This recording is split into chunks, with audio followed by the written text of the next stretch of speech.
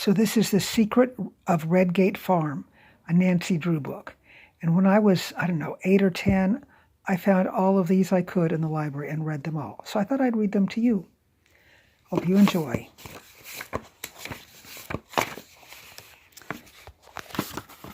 A strange fragrance.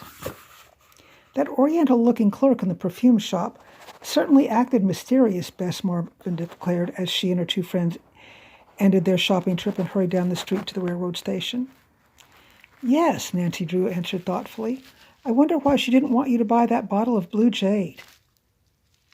The price would have discouraged me, spoke up Bess's cousin, dark-haired George Fane. Her boyish name fitted her slim build and straightforward, breezy manner. $20 an ounce.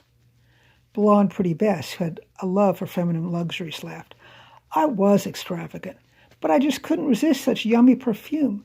After all, Dad gave me money to buy something frivolous, so I did.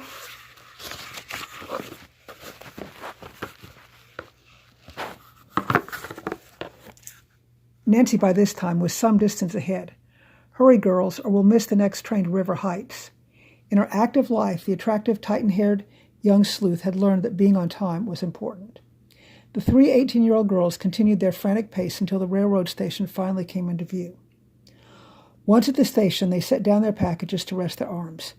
Phew, Bess sighed, looking at her watch. I didn't think we'd make it, but we have 2 minutes to spare, and this would be one of July's hottest days. Nancy was pensive, still contemplating their encounter with the mysterious woman in the Oriental perfume shop. She had realized the blue jade was much too expensive, and the unwillingness of the young woman to part with it had stimulated her interest. Instinct had told Nancy there must be some special reason why the saleswoman had been so reluctant to sell the blue jade. Then another idea struck her. You know, she said aloud, it's possible that saleswoman deliberately raised the price of the perfume. George frowned. But why? You'd think she'd be thrilled to make such a good sale. Yes, Nancy agreed. That's what perplexes me. There's something very strange about it, and I'd certainly like to know what it is. Oh, Nancy, teased George. There you go again, dreaming up another mystery. Nancy's blue eyes sparkled as she thought of the prospect. The young sleuth had already solved several mysteries, some of them for her father, Carson Drew, a famous criminal lawyer. And among the cases on which Nancy had worked were The Secret in the Old Clock and The Secret of Shadow Ranch. The girls heard the train approaching the station. As it came to a halt, they quickly gathered up their packages and hurried aboard. What a day, Bess exclaimed as she pushed on through the cars. The train was crowded, and the girls walked through several cars before they found any vacant seats. George and Bess began discussing their many purchases. Bess gloated in particular over the bottle of exotic perfume. Even though the package was wrapped, it gave off a slight fragrance, which was very pleasant. George took a quick inventory of their purchases, then laughed. Bess, it's a good thing we got you out of that last department store, or you wouldn't have had enough money left to buy your ticket home. She stated bluntly, you should practice self-control, the way I do. Self-control, Bess retorted.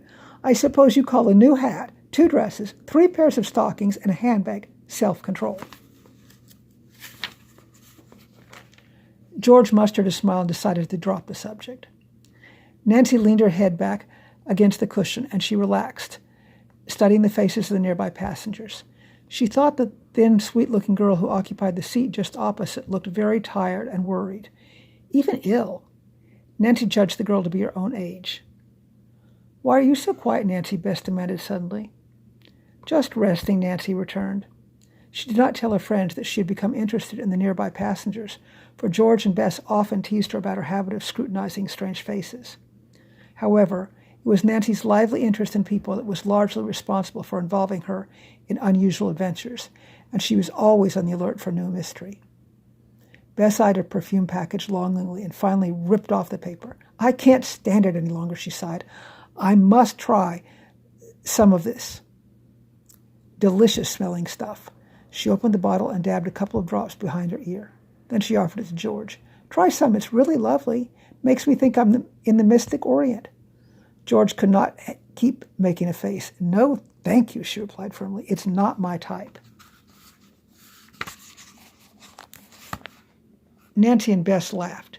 Then Bess offered some to Nancy, who accepted willingly. Bess again took out the stopper and was leaning over to put some perfume on Nancy when the train lurched and jogged her arm. "Oh!" Bess cried in horror. The perfume sprayed over Nancy as the bottle fell to the floor. "Such a waste of money," George muttered as she picked up the half-empty container. "What a shame!" Nancy exclaimed. "It's your perfume, Bess, and now I have a lot of it on me." Bess groaned. "I should have waited. I should have waited till I was home to open the bottle. I'm lucky there's some left." Carefully, she placed the small vial in her handbag. By now, the concentrated odor of blue jade had permeated the car, and the passengers in nearby seats flung open the windows. "I'm glad we're getting off at the next stop," Nancy giggled. "Everyone is laughing at us." Nancy had become so engrossed in the spilled perfume that she'd forgotten about the pale young woman who occupied the opposite seat.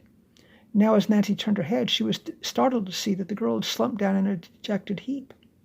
"She's fainted!" Nancy exclaimed, moving quickly across the aisle. She shook the girl gently, but there was no response from the frail figure. "Bess, ask if there's a doctor in the car," Nancy cried urgently. By this time, the other passengers in the car were aware that something had happened and were crowding about, asking unnecessary questions and getting in the way. Nancy politely asked them to move back. There did not appear to be a doctor in the coach, but as Nancy rubbed the girl's wrist, she was relieved to see that she was showing signs of recovering consciousness. George quickly raised the window so that the fresh air fanned the girl's face. Leaning against the sheet, she looked deathly pale. "What can I do?" George asked. "Stay here while I get some water," Nancy answered. "She's coming round now. I think she'll be all right in a few minutes." Nancy hurried to the water cooler at the far end of the car. As she was trying to fill the paper cup, a man who'd been standing near the doorway came toward her. He made a pretense of waiting his turn to get a drink, yet she realized by the intent look on his face that something had startled him. He was deliberately studying her. Was it because of the perfume? She fairly reeked with it. Nancy was not prepared, however, for what came next. The man edged closer to her, glanced quickly about to see that no one was close by, and muttered in a guttural tone, "Any word from the chief?" Nancy was taken completely by surprise. She knew she'd never seen the man before, for she could not have forgotten such a cruel face. His steel gray eyes bored straight into her. Nancy was so bewildered she could think of nothing to say. The stranger realized at once he had made a mistake. "Excuse me, miss, my error," he murmured, starting for the car ahead. "But that perfume, well, never mind."